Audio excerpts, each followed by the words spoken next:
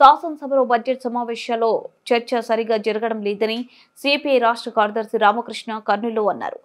CPI జిల్లా కార్యాలయంలో ఆయన మీడియా సమావేశం నిర్వహించారు. అసెంబ్లీలో ప్రతిపక్ష పార్టీలు లేనందున ప్రశ్నించేవారు లేరన్నారు. వైసీపీ ఎమ్మెల్యేలు అసెంబ్లీ సమావేశాలకు వెళితే ప్రజలకు న్యాయం జరుగుతుందని రామకృష్ణ తెలిపారు. రాష్ట్రం ఆర్థికంగా ఇబ్బందులు ఉన్నా 3,22,000 కోట్ల రూపాయలు బడ్జెట్లో పెట్టడం ధైర్యంతో కూడుకున్న పనిగా రామకృష్ణ అన్నారు. వ్యవసాయానికి, సాగునీటి ప్రాజెక్టులకు నిధులు కేటాయింపులు తక్కువగా ఉన్నాయని విమర్శించారు. టీడీకో ఇండ్ల కోసం లబ్ధిదారులు ఎదురు చూస్తున్నారని వెంటనే లబ్ధిదారులకు ఇండ్లు అప్పగించాలని కోరారు. మిత్రులందరికీ నమస్కారాలు. ఇవాళ రాష్ట్రంలో బడ్జెట్ సమావేశాలు జరుగుతూ ఉన్నాయి. మరి బడ్జెట్ సమావేశాలపైన మరి చర్చ అంత బాగా సాగడంలే. ఎందుకంటే ఇవాళ అసెంబ్లీలో ఉండేది ఏకైక ప్రతిపక్షం వైఎస్ఆర్ కాంగ్రెస్ పార్టీ.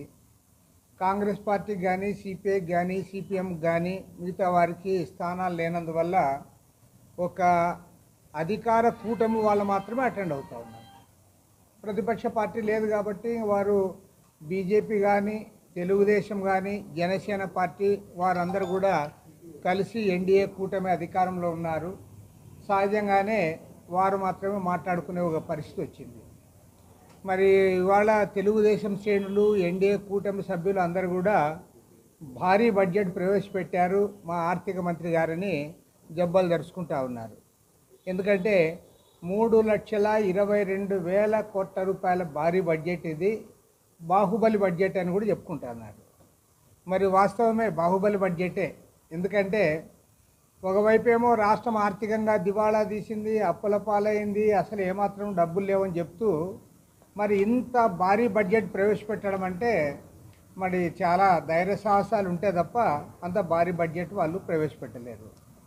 మరి దాదాపు 79,000 కోట్ల రూపాయల ద్రవ్య లోటు ఉంది. ఆ లోటు ఏ రకంగా భర్తీ చేస్తారో దానికి వారు ఏమాత్రం కూడా సూచనలు కానీ లేదంటే ఎలాంటి పరిష్కారాలు కానీ చూపలేకపోయారు.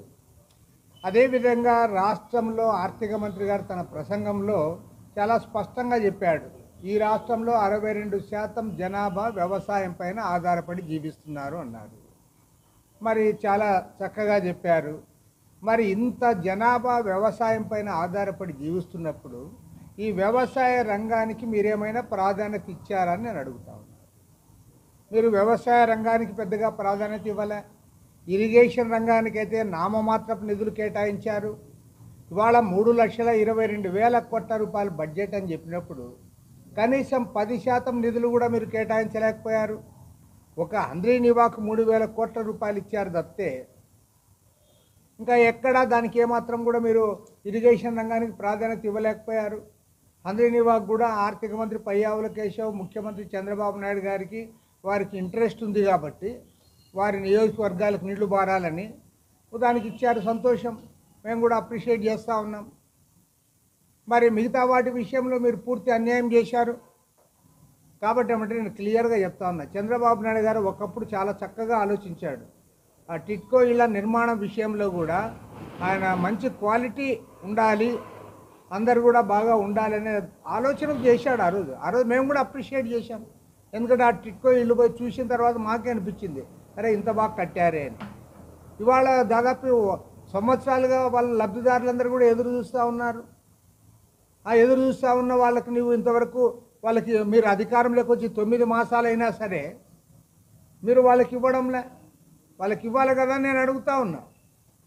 కాబట్టి ఏమంటే ఇవాళ చాలా స్పష్టం అదే. అంటే ఇప్పుడు ఒకటి వైఎస్ఆర్ ఇప్పుడు ఏమంటే రాష్ట్ర అసెంబ్లీలో దురదృష్టవశాత్తు ఒక్క వైఎస్ఆర్ కాంగ్రెస్ పార్టీ తప్ప వేరే పార్టీకి దేనికి కూడా ప్రాతినిధ్యం లేదు.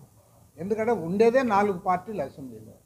అందులో తెలుగుదేశం, బీజేపీ, జనసేన ఆ 3 పార్టీలు కూటమిగా వారు అధికార పార్టీలుగా ఉన్నారు. కాబట్టి ఏకైక ప్రతిపక్షము వైఎస్ఆర్ కాంగ్రెస్ పార్టీ.